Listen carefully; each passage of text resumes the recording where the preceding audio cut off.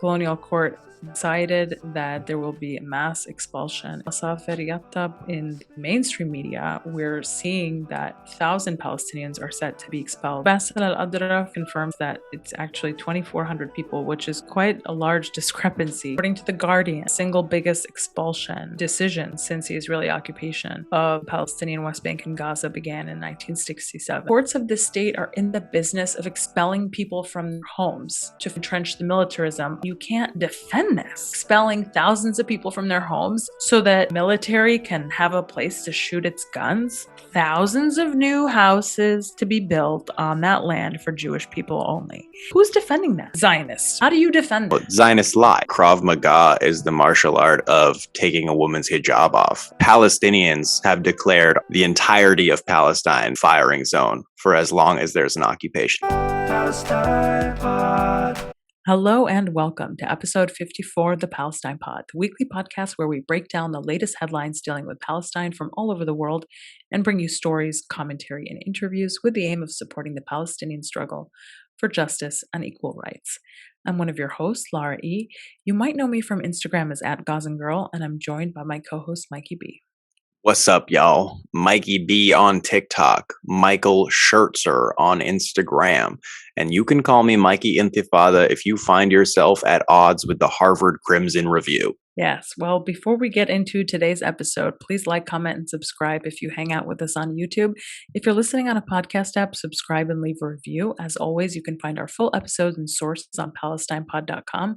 And if you want to get involved in the conversation, reach out to us at PalestinePod@gmail.com. Give us a follow on Instagram at The Palestine Pod. Find us also on Patreon, where you get early access to the Palestine Pod episodes, an additional 1 to 2 podcasts per week, including the Patreon Pod, which is a little more laid back. We talk politics, Palestine, pop culture, and get a little more personal. We're also hosting our monthly Zoom happy hours with our Patreon subscribers only, and we recently launched a Patreon book club where we're going to be reading some of the great classics on Palestinian history, literature, current events, you name it. So really exciting stuff. Check us out on patreon.com/PalestinePod.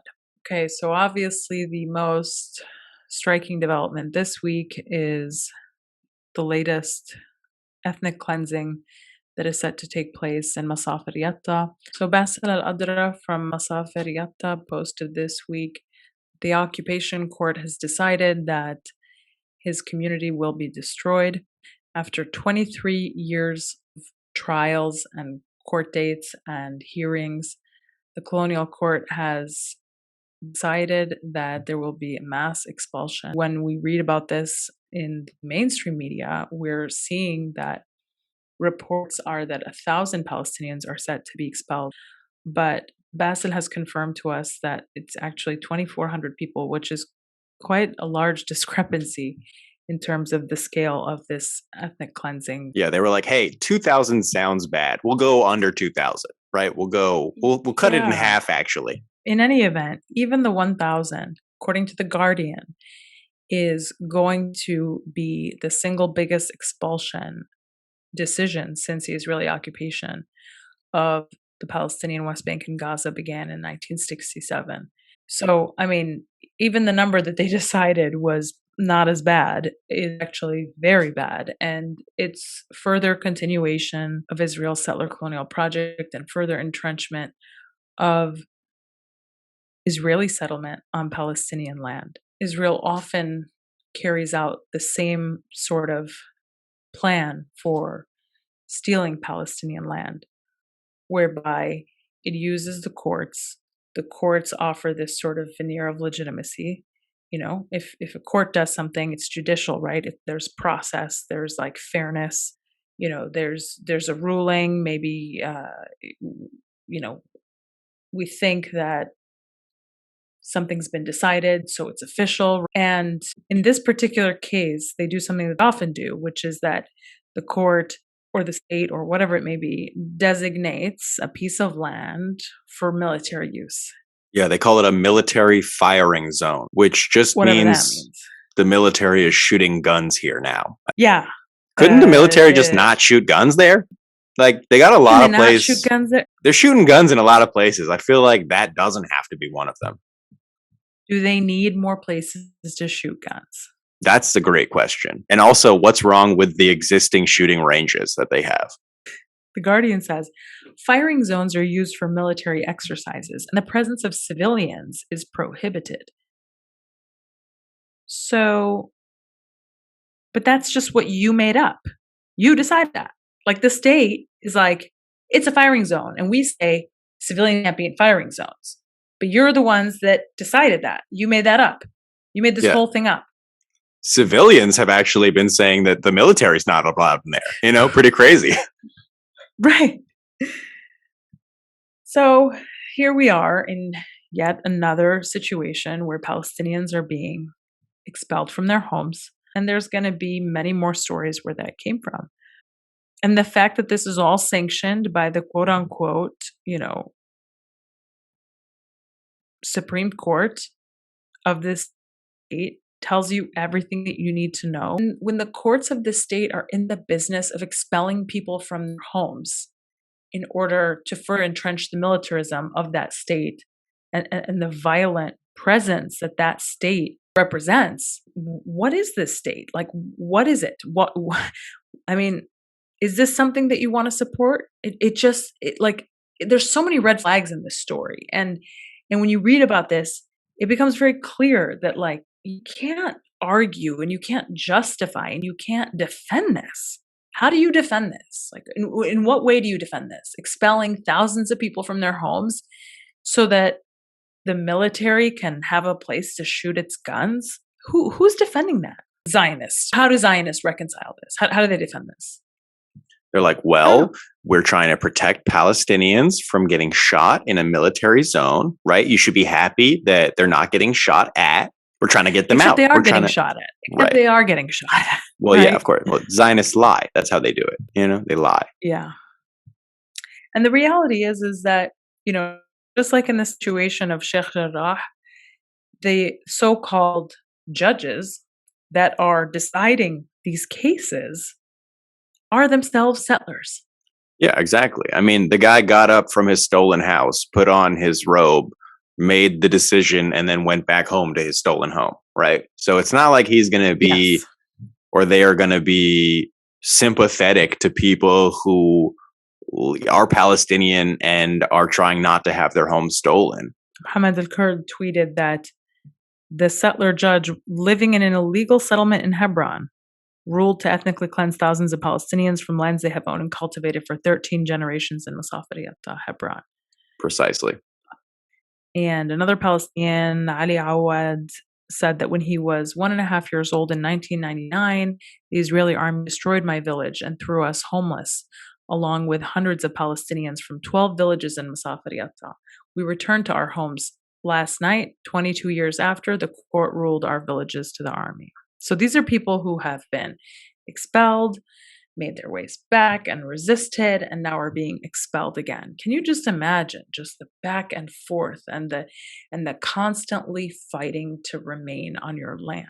This is not a one-time thing. And even if it happened only one time, that would be enough for it to be traumatic for your entire life. Yo, I just realized that if they've been in the courts for like 20 plus years, that they have been fighting for their land longer than some of the soldiers have been alive. Some of those soldiers, terrorist soldier, whatever, they're like 18, 19 years old with a gun, and these people have been fighting in the courts for 20 plus years, which means like, had they been aborted, this problem would have been solved. Okay. Some of the things that are frustrating about speaking about this issue is when you look at the stories in isolation. Oh, some Palestinians here are losing their homes. Oh, some Palestinians over there. Oh, it was a court case here, and you don't look at it as an orchestrated plan to ethnically cleanse Palestine of all Palestinians. You might think of it as like individual injustices or like individual problems, but not really see it for what it is, Yeah. And I feel like for so long, people who have not really understood this topic may have seen it like that. But like the apartheid state is getting brazen because like expelling 2,400 people from their homes, that's a lot of people in one go. Right. This is, I don't know where to go with this, but because there's not going to be any hope, right? What are you going to do? You're going to challenge this in the courts, the colonial courts. There's nothing to do. You have to challenge it with your body. That's all you can do. Yeah. Best case scenario is Palestinians are able to resist enough to make them desert the settlement like they've done in previous instances. Exactly. And I have faith that Palestinians will do that. But it's not something that they should have to do. That Palestinians should not have to devote their life to putting their bodies on the line, to stopping the displacement and ethnic cleansing of their people from their native homeland. They shouldn't be put in that situation, right? In other news, more like in other news, which is basically the same news that we say every week, more settlers stormed Al-Aqsa Mosque on May 5th, 2022. After they brutalized Palestinians who were at Al-Aqsa to clear the way for these weird settlers who tried to display the flag, which is an insane provocation. Yes. And even the IDF tackled the people who tried to display the Israeli flag, which is weird because you almost never see anything like that. It goes to show you that they are aware of the delicate balance that they are on right now, where anything that they do could be the thing that creates this pop of popular resistance. I mean, when you contrast that image that we saw of the occupation soldier grabbing the Israeli flag with what else was happening in the Al-Aqsa Mosque compound, and you see that there were plenty of Israeli soldiers that were aggressively assaulting Palestinian girls and youth and elderly. It's almost, it's a very strange scene to see, because normally it's just brutality and aggression towards Palestinians. And in that one instance, they were like, oh, no, we have our limits too, right? I think Krav Maga is the martial art of taking a woman's hijab off, I believe. Yes. The Wafat news agency reported earlier this week that the occupation handed the family of Khalid Zaytoun an order to self-demolish their home in Silwan within a few days. Zaytoun was seriously injured in the head after being shot with rubber-coated bullets last week by the occupation. And the photos of him after having been shot by these rubber bullets confirm to you that these rubber bullets are not rubber at all. So obviously another situation where yet another Palestinian family is dealing with one of their children being violently brutalized by the occupation, and at the same time having to defend their physical home from demolition. In this case, the occupation does what it often does, which is tell Palestinians to demolish their own homes. We've talked about this before. And in many cases, Palestinians do this to avoid fines and the army coming and demolishing and destroying their homes without them even being able to salvage any of their possessions. So this family is being put in that very, very, very impossible, torturous, twisted situation of having to decide whether or not to destroy their own home and make themselves refugees. Truly, truly, just a horrifying thing. Another thing you may have seen, Eye of Palestine reporting a little bit earlier this week, the occupation terrorized a Palestinian family during a picnic near Nablus, and the family had been trying to enjoy the Eid holidays. So again, we see a constant pattern here of the occupation trying to break us in the moments when we are supposed to be our happiest.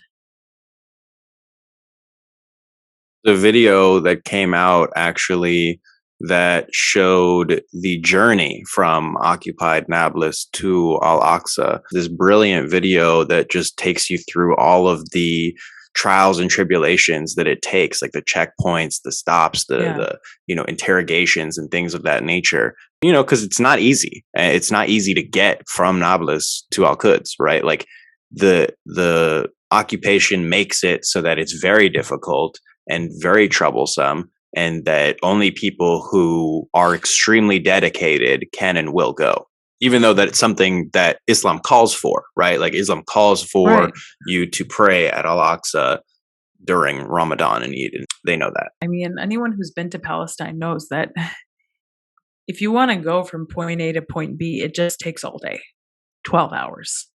Yeah. It's like, all the ease with which we navigate our lives if we live in cities, or, if we, use our cars or whatever mode of transportation we rely on wherever we live.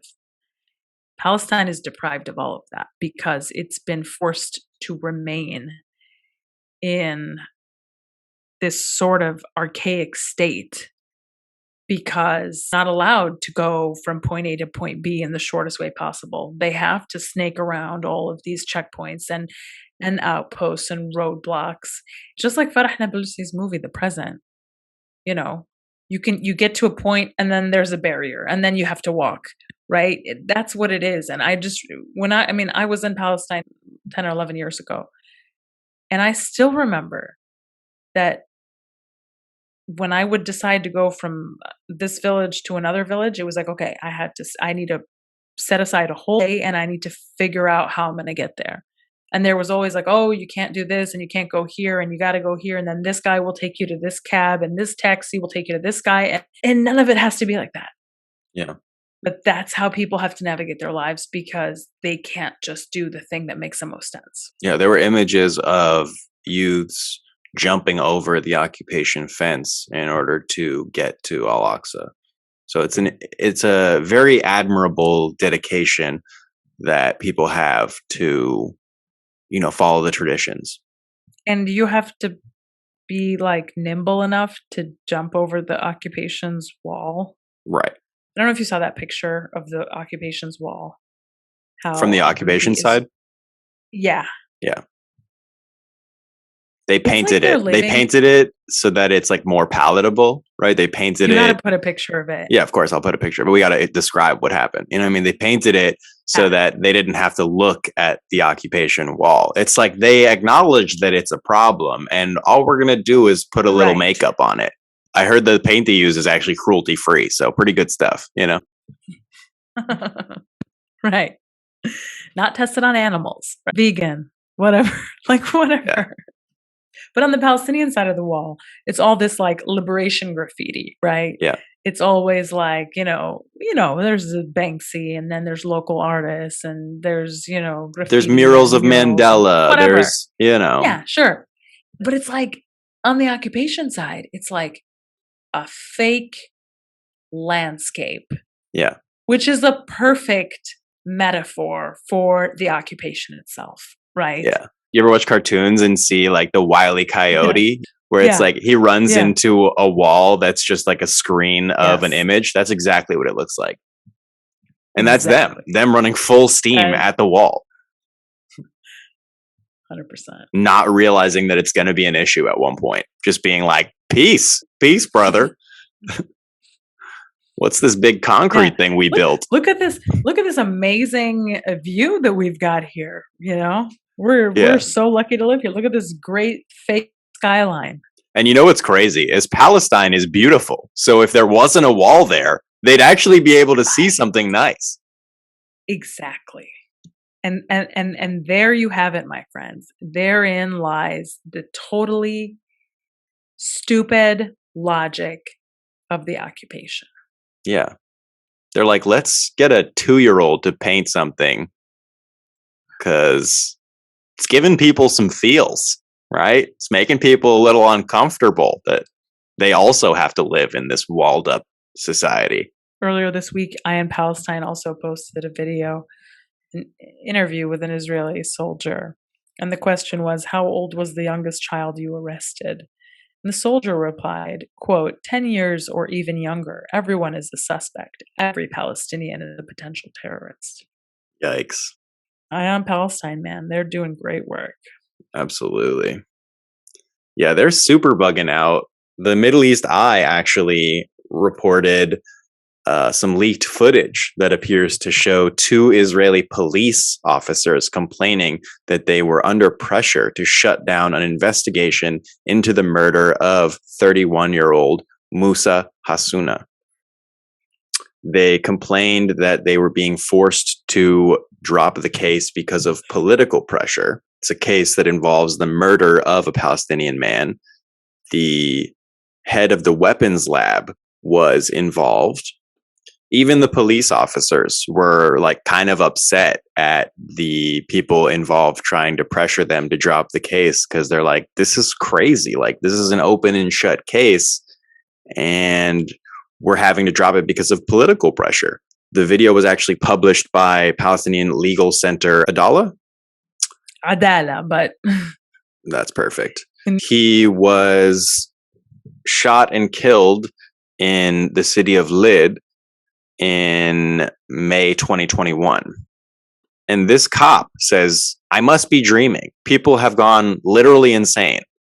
His colleague says, listen, it's crazy. You know, like, they're both acknowledging that it does not make sense. 4 Jewish Israeli suspects were arrested in connection with the murder, but they were released 3 days later. In October 2021, an Israeli court closed the investigation. Israel's Central District Attorney's Office then said the Israelis had opened fire in self-defense, to which the cop actually said, he should tell that to the minister. Like, the cop is in a place where he's making fun of these people trying to get him to drop the case. Some of the suspects that were arrested claimed they fired their weapons into the air. Hasuna was a 31-year-old Palestinian citizen of the occupation. He was killed in the aftermath of the Sheikh Jarrah uprisings. This led to Palestinian protests and then Israeli settler marches in Lid.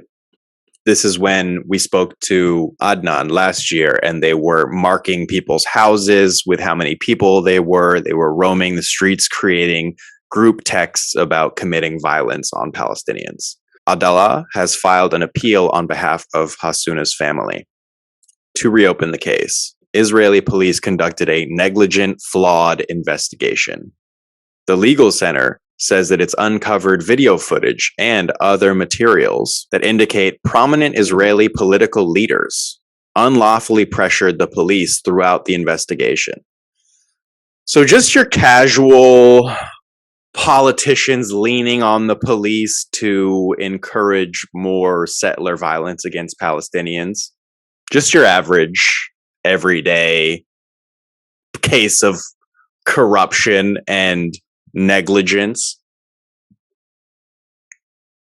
Is it even negligence? Can you call it negligence if it's a conspiracy? I don't know. You know what I mean? Like, if you're conspiring to do something, it's not called negligence. Is inherently by accident, right? It's like, whoopsies, we fried the wrong guy. Sure. You know what I mean? Like, oh well, put some water on him. I don't know. You know what I mean? But like, the conspiracy to drop a case for political pressure seems like you've gone past the point of negligence.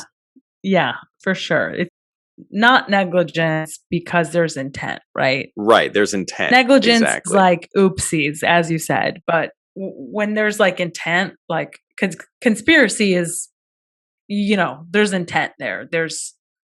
They planned it. You gotta be. They had meetings about it. Somebody took notes. Yeah. That's incrimination. Exactly. And then they're just like, well, but he's Israeli. He's a Jew, so let him go. Exactly. Oh, whew.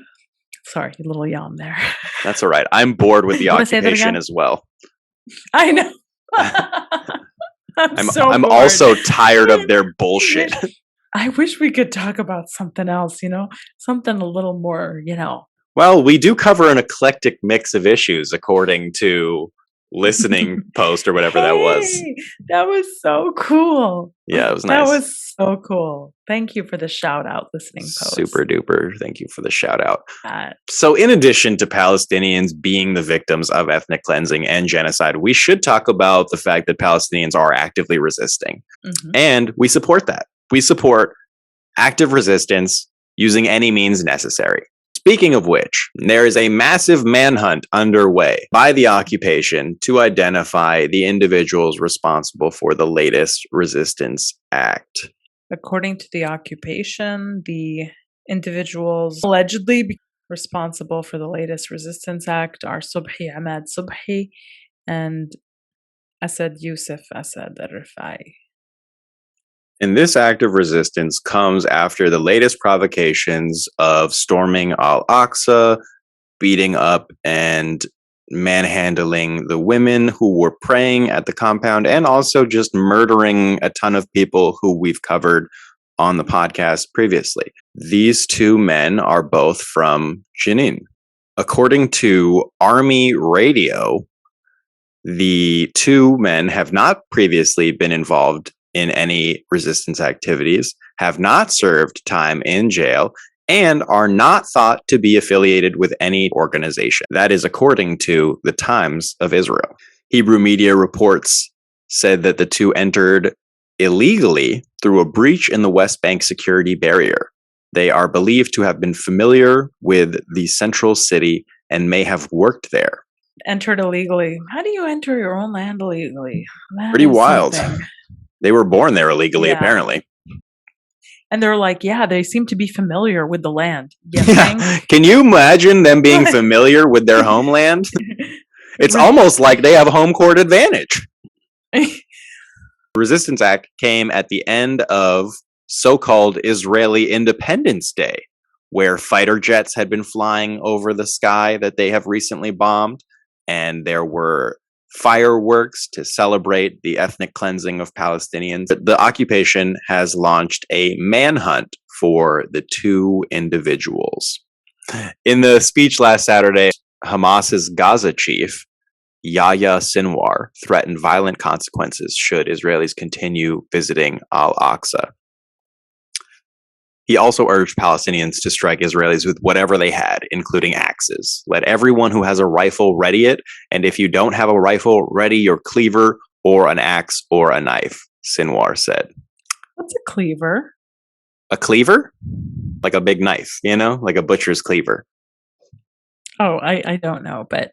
Yeah. Hey, but remember when I said by the court or by the sword? Turns out the court's not working. Turns out the court is expelling more Palestinians. Yeah, turns out the court needs to meet the sword, actually. Or I guess the sword needs to meet the court. I don't know. Either way. Where are the 2,400 Palestinians that are being expelled from Masater Yatta going to go? Where are they supposed to go? I'm just curious because it's not like they can become refugees in another country. I hear Ukraine's nice right now. Right. I just don't understand. Where are they going to go? And these are the questions that nobody asks. Okay, the court has ordered their expulsion from their homes that they've been been in for multiple generations. But where? To where? Where do they go? It's an entire community. 2,000 plus people? Where are they supposed to go? And it's just the latest in Israel's long list of violations of international law, which would be really great to see Israel held accountable for in some sort of international space. But, I won't hold my breath. I just can't imagine where these people are going to go. It's one thing to think about one family that's being made refugees and where are they going to go after they've been forced to demolish their own home or whatever. But where are you going to put 2,400 people? That's a lot of bodies. Parallel to all this, by the way, Israel has announced that it will be building 4,000 new settlement projects. Palestinians could live there. Right. There's about 2,400 Palestinians that are looking for new housing, apparently. Yes. But except that it doesn't, because they're not Jewish. Oh, that's right. Because it's an ethno-state. Dang. The Times of Israel reported on May 6th that Israel is set to advance 4,000 settlement homes, testing U.S. opposition.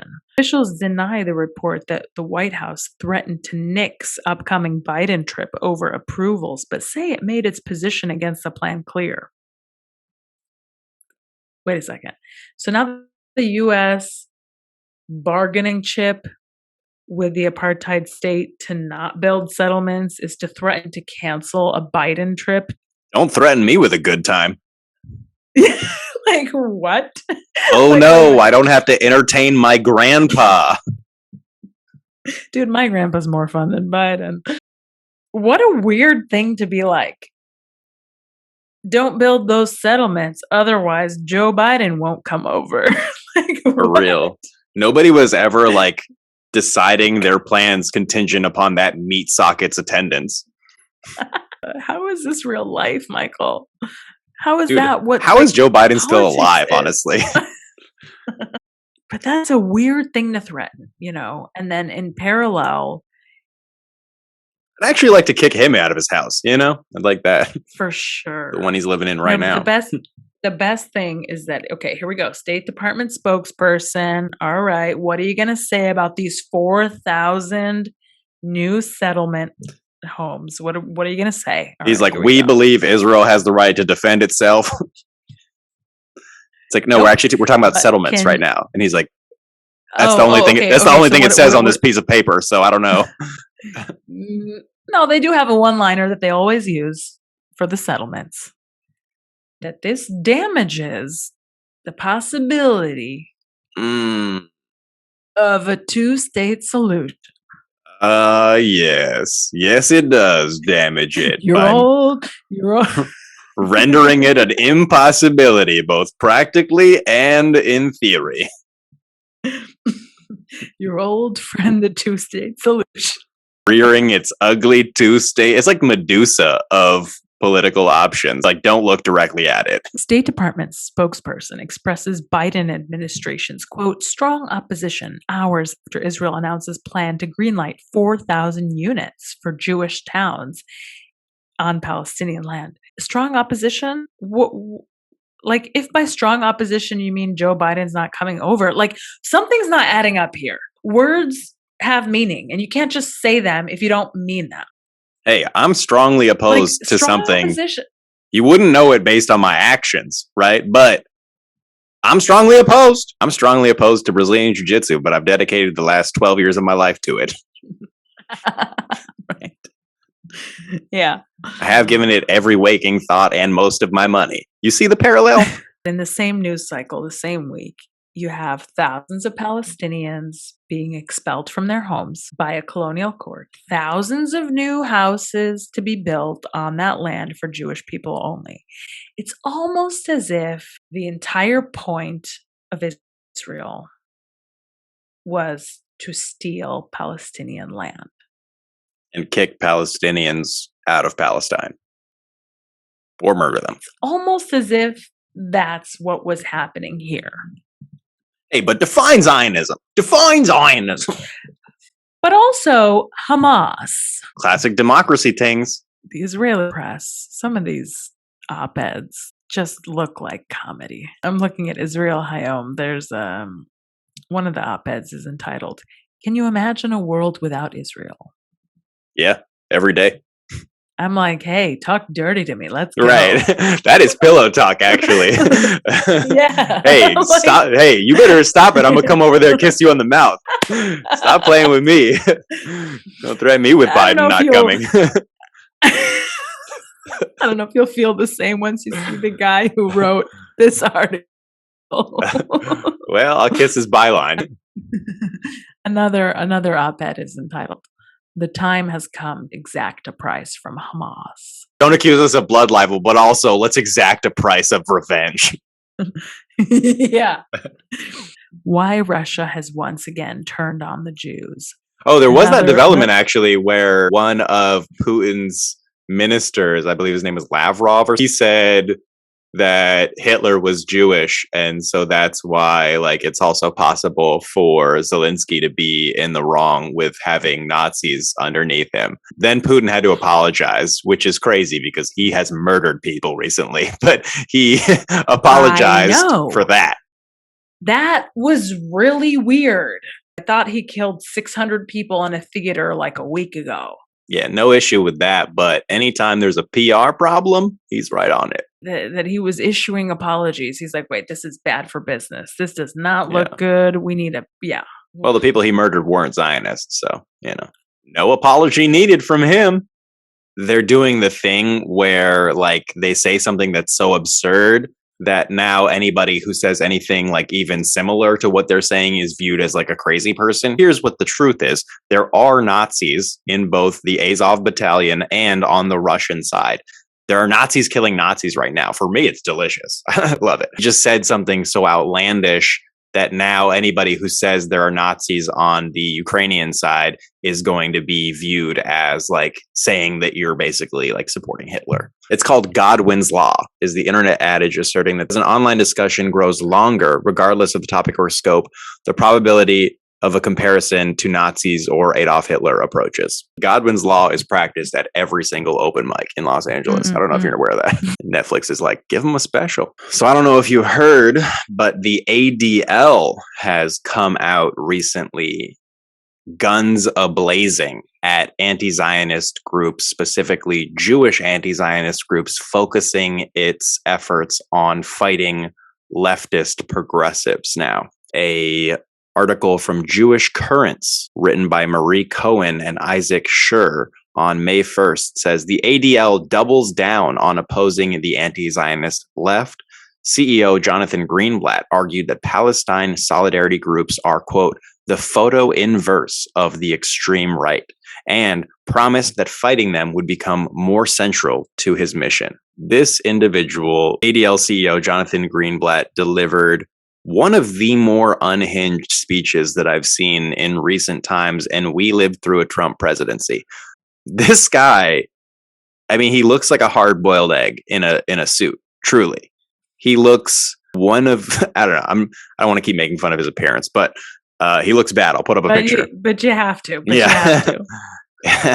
But he's asking for it. But he looks like Mr. Potato Head if he had less features.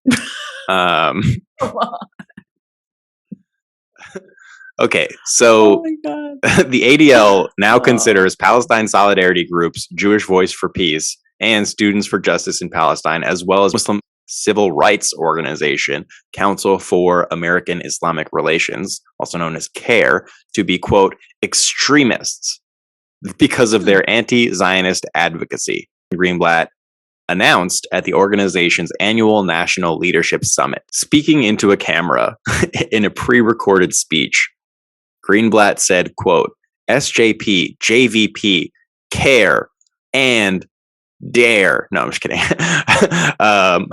Epitomize the radical left, the photo inverse of the extreme right that the ADL has long tracked.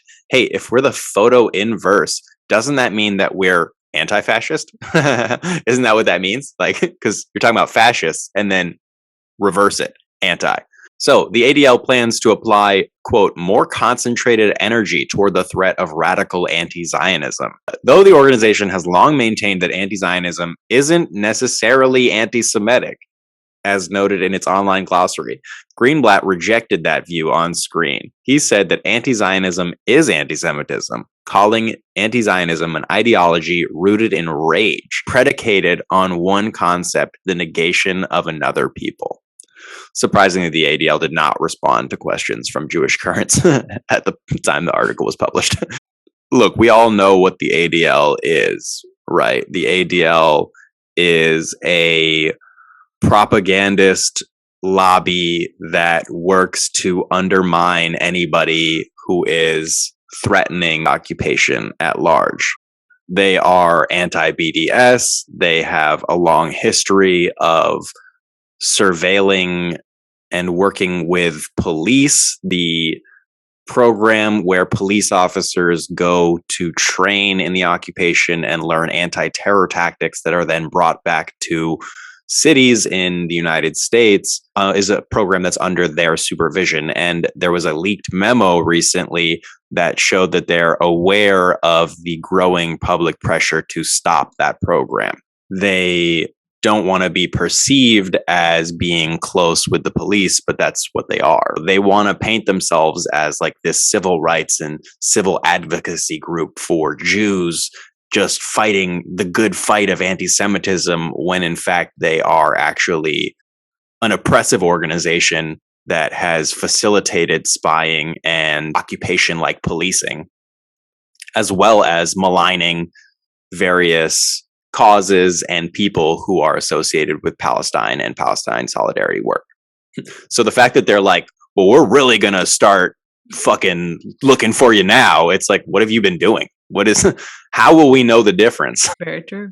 So as early as the 1930s, supported by strong elite provoked anti-communist sentiment, the ADL began carrying out surveillance against movement organizations like the National Lawyers Guild, reporting their activities to the House Committee on Un-American Activities. They ramped up their activities during the McCarthy era as the ADL became a proxy for the U.S. government, working as a private spy agency, feeding information to the FBI.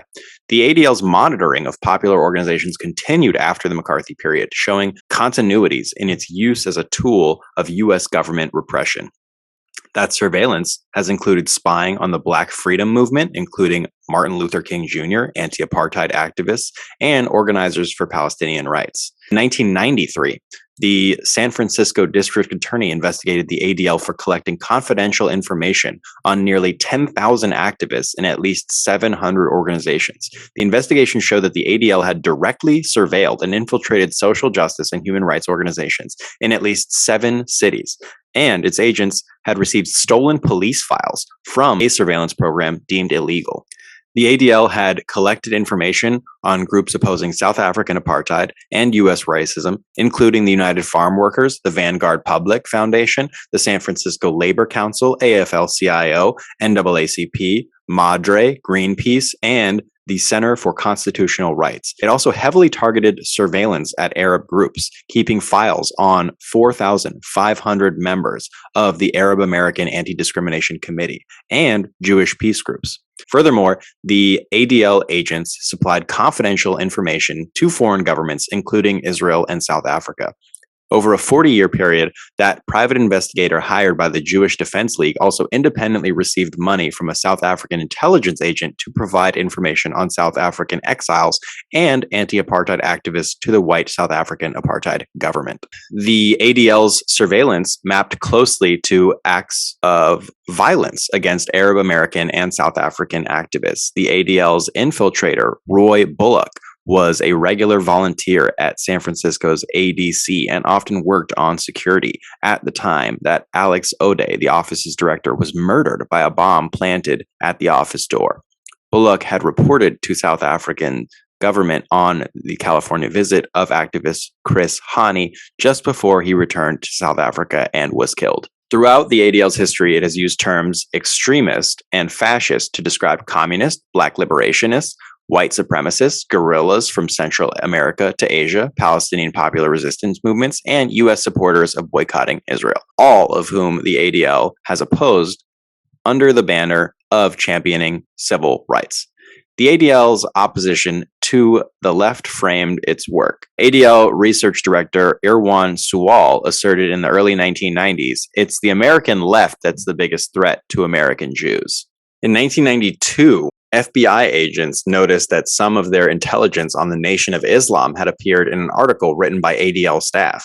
A few months later, they raided the ADL's office. Along with classified FBI data, they also found that the ADL had a much larger collection of illegal files. A set of dossiers on activist groups had been acquired from the San Francisco Police Department's surveillance unit, which had been shut down in 1990 as unconstitutional. Files had been ordered destroyed, but went secretly to the ADL. There were files from other cities' police departments as well. In the present, the ADL has continued to push back against internationalist, intersectional anti-racism and has used its status as the nation's premier civil rights organization to do so. In a particularly painful example, in 2016, the ADL's director wrote a critique of the Movement for Black Lives policy platform using the Black spiritual phrasing of the civil rights movement. He told them to set aside intersectional bonds with Palestinian resistance and instead keep our eyes on the prize. At the same time, the ADL has consistently used the language of civil rights and its position as an authority on them to describe Israeli state military violence as liberatory and Palestinian resistance, including nonviolent civil resistance, as extremist. This habit isn't incidental. The ADL is now a vetter of content for YouTube, where videos relating to the boycott, divestment, sanctions movement have been censored as hate speech. ADL has also reportedly joined forces with Facebook, Twitter, and Microsoft to, quote, engineer solutions to cyber hate, and is building a Silicon Valley command center to house these operations. As Arab American communities were being disenfranchised by the ADL, they were also being subjected to intense violence. In 1986, former Michigan House member and civil rights activist John Conyers called it a national tragedy and convened a federal hearing. The hearing was one in a series of hate crime hearings on anti-Black and anti-gay violence between 1980 and 1988. All three noted its political and dispossessive nature, directed at individuals engaged in public life, asserting Black, queer, and Arab issues as rightful concerns of the larger communities in which they shared. In each case, violence was so often unaddressed by law enforcement that groups found the state complicit. The violence described in the Arab American hearing was catastrophic and heavy with messaging. Bombings, murders, and assaults on Arab and Muslim community groups had been carried out in every part of the United States. Witnesses laid out how closely anti-Arab violence was integrated with the ADL's delegitimization of Arab citizenship and membership in U.S. political sphere. The bombings, fires, and murders followed where the ADL and AIPAC had vilified Arab Americans. Arabs had been frozen out of political power structures. Arabs' inability to leverage political responses to the violence against them, the FBI's failure to prosecute any case, and the success of the ADL and its partners in casting anti-Arab violence as a rational response to Arab American politics often, quote, succeeded in terrorizing the victims into submission. And this is a part of why, like, a lot of the older generation is opposed to getting involved in politics. A lot of the older generation of Palestinians are tired and scared, and they've seen people die. They've seen people be maligned. They've seen campaigns levied against them to have them lose their job, their home, all of their standing in the community. It's a campaign that is chilling people's political speech and engagement on the issue of Palestine. So anyways, they're saying that they want to turn up the heat, and we are ready for all of the smoke. I feel like the ADL is really irrelevant. It feels like the old wave of Zionism, you know? Yeah. And it's like the new wave of Zionism is just to pretend that Zionism is cool. Totally. Like a progressive thing. The new wave of Zionists is like, we're actually the native progressive people.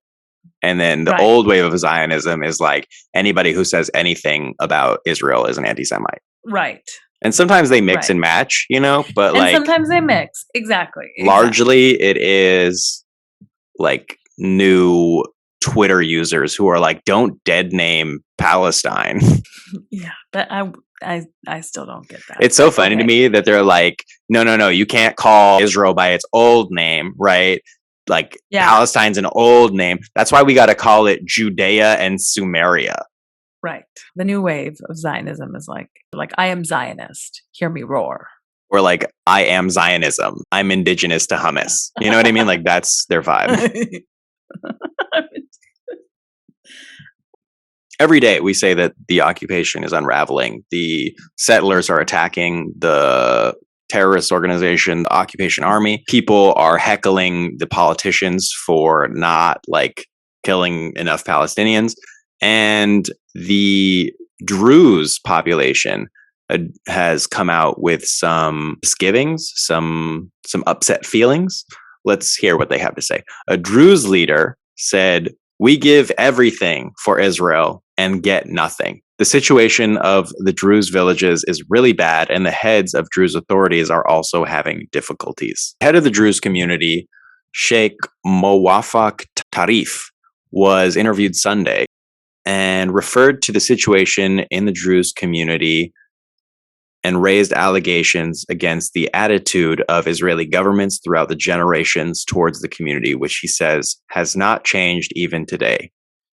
"We will maintain the connection between the Druze and the state of Israel with all vigilance," he said. "We are proud Israelis, but unfortunately, in terms of the state and the governments throughout the generations, they have done almost nothing for the Druze community. Sounds like a pretty shitty deal. They might Yeah. want to look into that. Yeah, it reminded me of like before I knew what fair trade meant, like it had to do with the working conditions. You know what I mean? I just thought that they were like, this is a fair trade.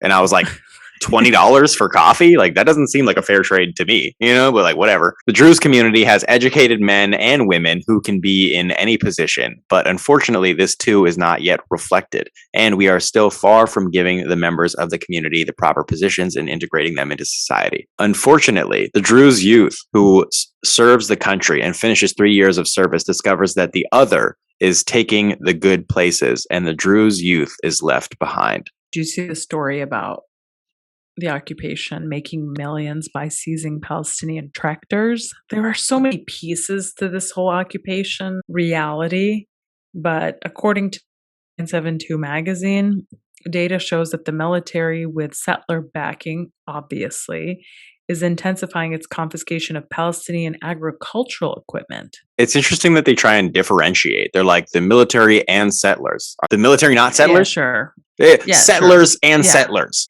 It's like settlers and then settlers in uniform. You know what I mean? Settlers and company. That's what it is. Settlers and sons. You know what I mean? Like it's a family business. Settlers and sons. Yes, that's a good one. So apparently they're confiscating the Palestinian agricultural equipment and then profiting from release fees, which, by the way, is the same thing that they do with actual Palestinians. They arrest them and then charge the families thousands of dollars to get their loved ones back. That used to be called extortion. Torture prisons. I believe. I believe that's what it was called in the legal framework. Yes, you're absolutely right. All of these Palestinian families and villagers are being woken up at like 4 a.m. to the intrusion of Israeli military vehicles on their land that are now confiscating tractors and trailers and water containers right at the beginning of the plowing season or when they actually need to use the equipment, right? And then they will say that, oh, we need to confiscate this because it's this equipment is located inside a military firing zone. Again, using the excuse of the firing zone. And then eventually they will say, oh, we'll give it back to you, but only if you pay because it was found in a military firing zone. All of Israel is a settlement. All of the people who live there are settlers. And the entirety of Palestine is a firing zone for as long as there's an occupation and apartheid. Yeah. I mean, it's weird that they're like, well, no, this is the firing zone. No, right? I mean, like Palestinians have declared all of Palestine a firing zone while there is occupation and apartheid. Be sure to not change anything and keep up the norm. It's going well. Hey, just take a look at the painting on the wall. You know why they painted that? Because they could see the writing on the wall. They decided to paint over it with like a watercolor. The article was a long list of Palestinians who had their fucking equipment stolen and how much they had to pay to get it back. And I'm like, this is so absurd. And I'm just sorry to all these people. Because, you know, when you know Palestinians, you know, for example, that like, you know, they would...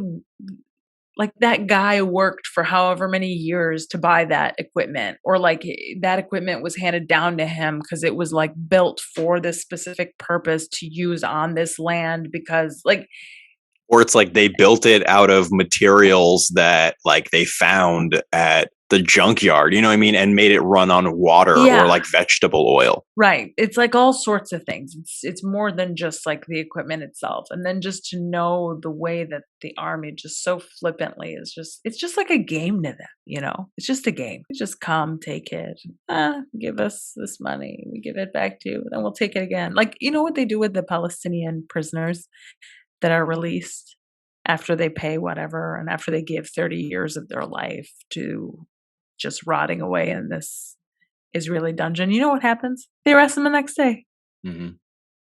It's just like, it's all a game. It's all a game to them. Did you know that you can check if your phone has been infected with Pegasus? Oh, really? How? Yeah. Let's do it live. Currently, let's do it live. Apparently, there is a useful, free, and open source tool called the Mobile Verification Toolkit that can check a backup of your device or its logs for any IOC. This is jargon. I don't know what that means. It will scan your iPhone's logs for Pegasus-related processes or search your Android's messages for nefarious links. The tool can be downloaded here.